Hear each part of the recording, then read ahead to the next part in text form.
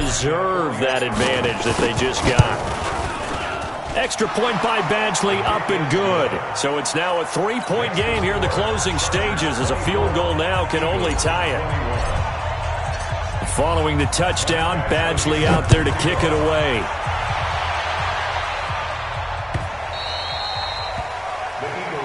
Here we go. Here we go. Here we go. 25-yard line.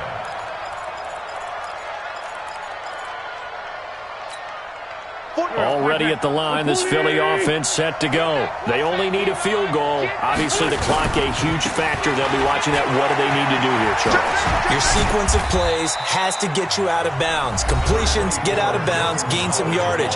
Then when the clock hits 7 seconds or left, now you get a decision. Are you in field goal range, or is it Hail Mary time? Because from 7 seconds down, you don't want to take a shot that you're going to have another play. We'll see how they handle it.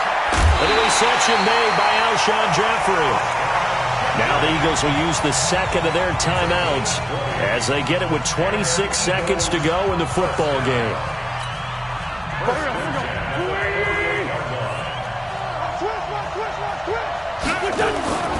On first down, they run with Howard.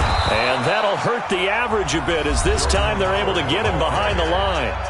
The Eagles will take their third and final timeout as they stop it with 22 ticks to go in the fourth. At the 46-yard line.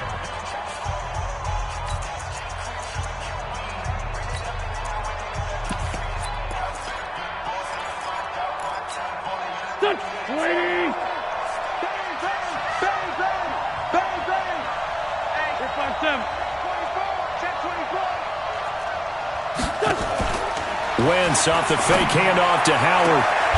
Throwing the out route incomplete. It's Jackson. And he's brought to the ground with another first down at the Chargers' 41-yard line.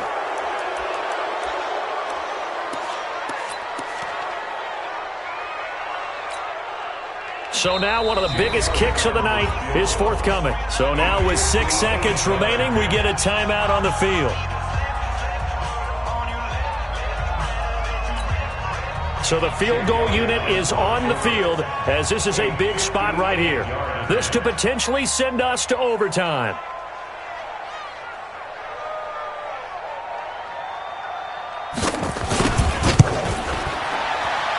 And I tell you what, he got it from 58. That had lots of leg behind it.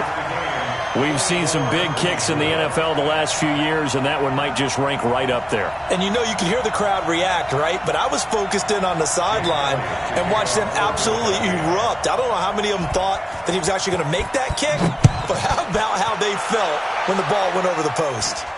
And a fair catch signaled for and taken at about the 18-yard line. The Chargers take over first and 10 at their own 18-yard line. The offense back out there at the line, ready for their next drive. Tie game, and barring something incredible here, we're likely headed to overtime. And just a couple of scenarios here to keep in mind. One, if you want to be really aggressive, you do throw the Hail Mary and see if you can get something downfield. What would you do? What I would do is either hand off. It's a little teaching moment here. Overtime rules. Remind us how this goes, partner. Okay, so in the past, we had sudden death. First team to score wins, but no longer.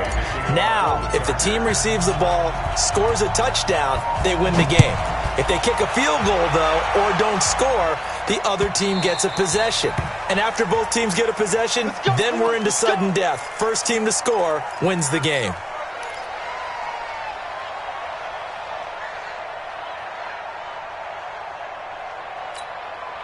The Eagles offense set to begin their next drive. They control their own destiny here. They have the football in overtime. Obviously, a touchdown would win it.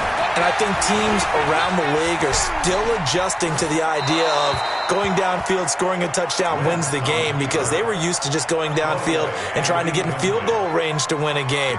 Still having to make that transition. Let's face it now, the ones who are doing it best know they need to go down, attack, put the ball in the end zone, and not leave it up to a field goal and give the other team a chance. As we said, they control their own destiny now. Back to the air on second down. Wentz. Jeffrey with a catch left side. 11 yards there, first down. Charles, you get into these overtime situations, that's not a bad guy to dial into. Well, when you have to have plays, especially in a spot as you just described, we're in OT, you've got to go to the guys you can trust and you know are going to make the plays. Well, they say it's not the X's and the O's, it's the Jimmies and the Joes. He's able to rip off 32 on that one. It's a first down.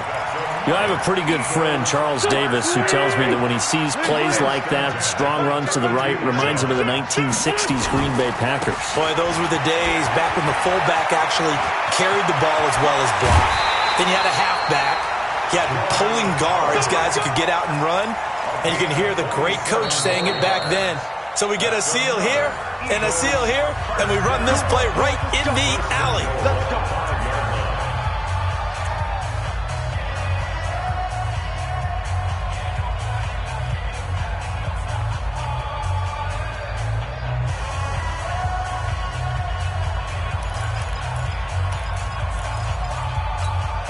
They come out here in the eye. Two big plays in succession. Not sure this D knows what hit him, but now they got to get ready. It's first and goal.